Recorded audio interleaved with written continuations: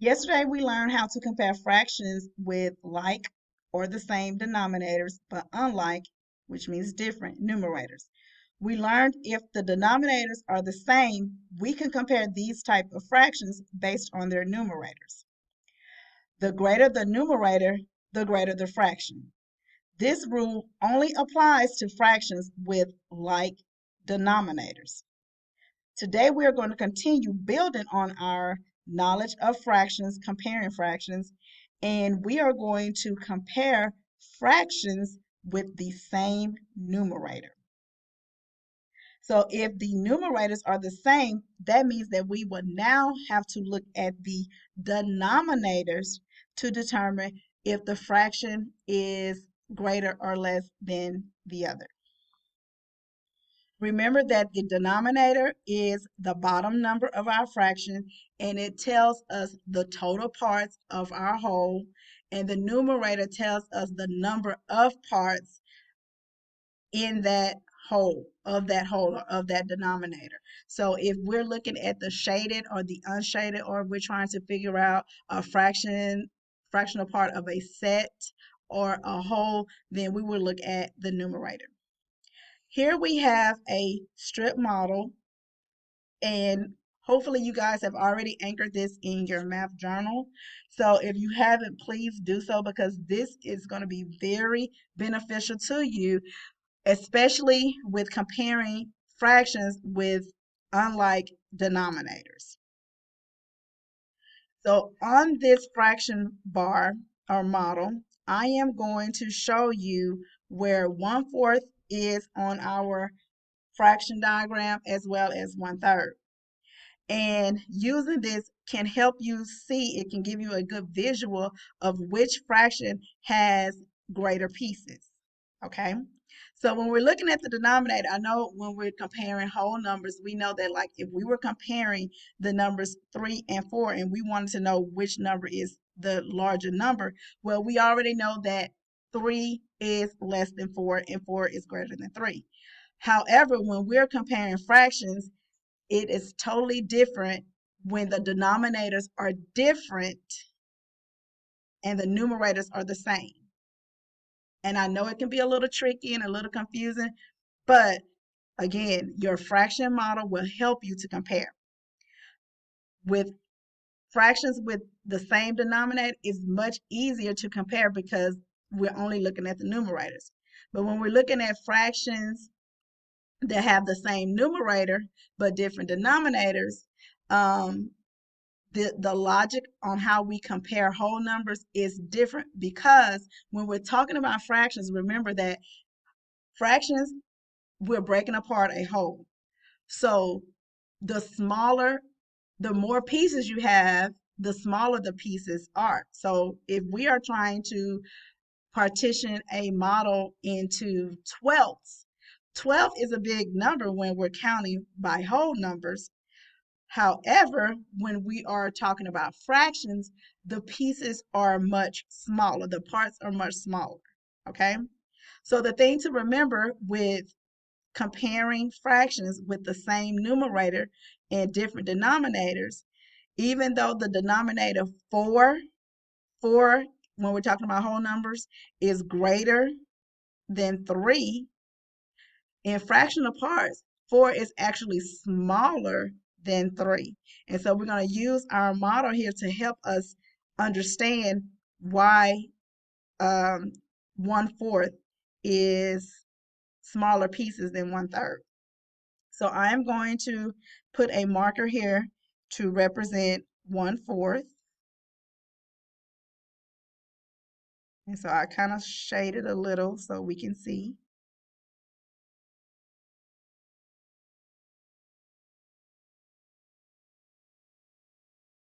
And then I'm going to place a marker for 1/3. And then kind of shade it to see.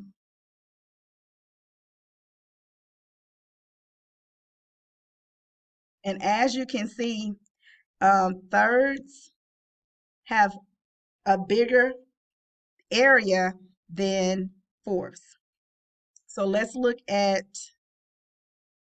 a piece of a third. Let's look at a third. So here's a third right here. If we look at a third, we can see that it is greater, it has a greater area than a fourth. And here's a fourth right here. It has a greater area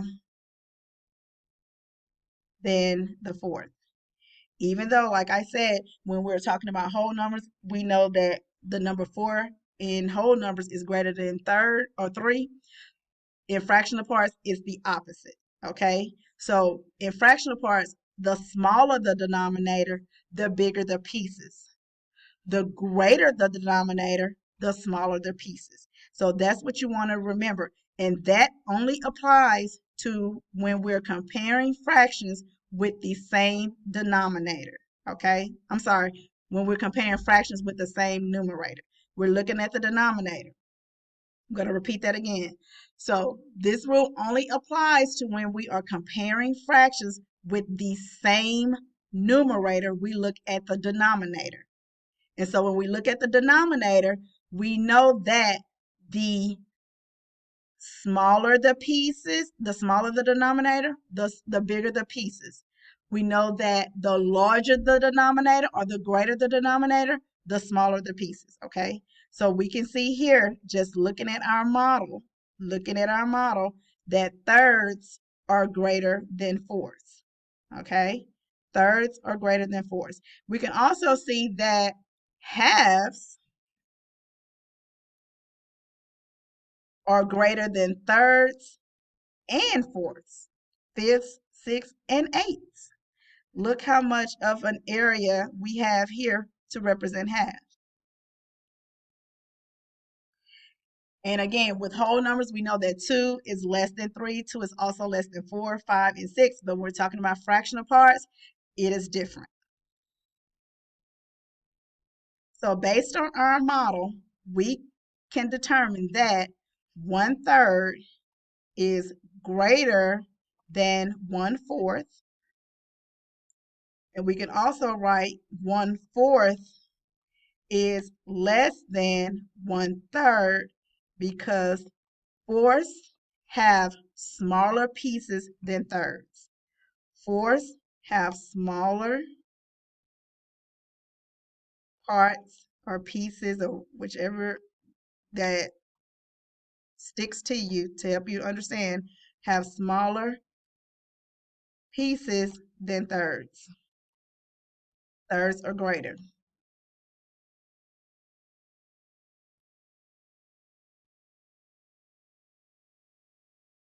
Let's look at another way of, another example of comparing fractions with like numerators.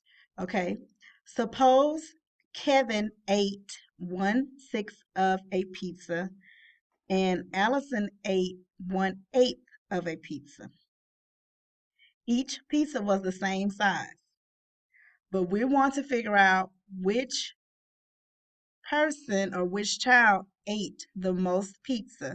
So again, we say that Kevin ate 1/6 of a pizza and Allison ate 1/8. So we want to know which child ate the most pizza. So using our fraction diagram, we can see where 1/6 is on our fraction bars, and we can see where 1/8 is. And we know that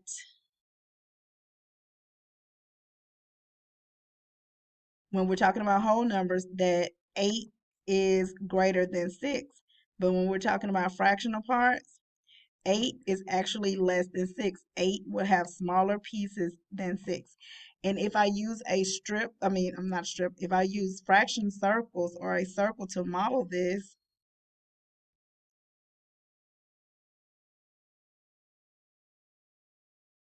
okay, so I would divide Kevin's model into 6 parts.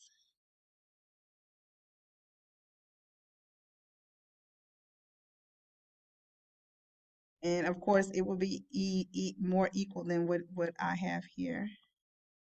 And you see 1, 2, 3, 4, 5, 6. And remember, each area is a unit fraction of 1/6 because 1/6 plus 1/6 plus 1/6 plus 1/6 plus 1/6. I don't know how many sixes. I kind of lost count in my head, but it's equal to a whole. And now we're going to partition Allison's pizza into 8 parts.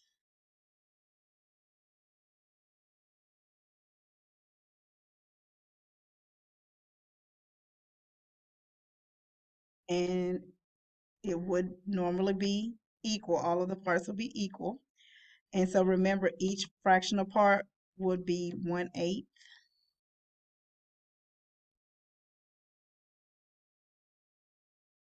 A unit fraction of 1/8.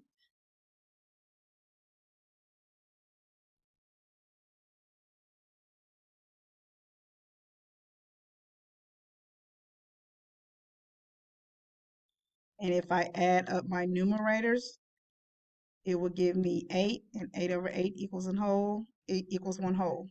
Okay, so for Allison, she only ate 1/8 of her pizza. So she only ate about this much. And Kevin ate 1/6 of his pizza.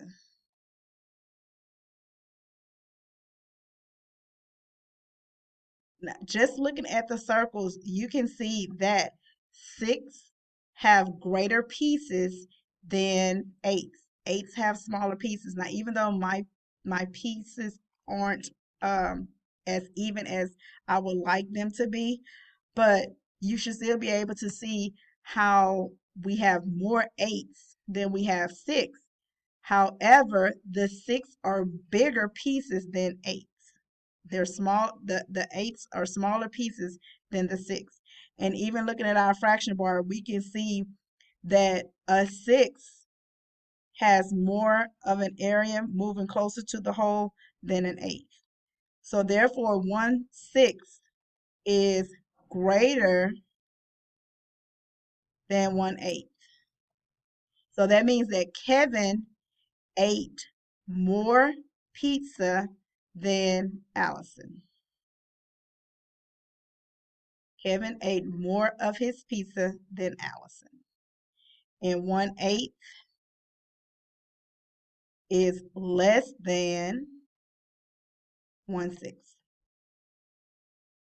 because 6 have greater pieces than 8.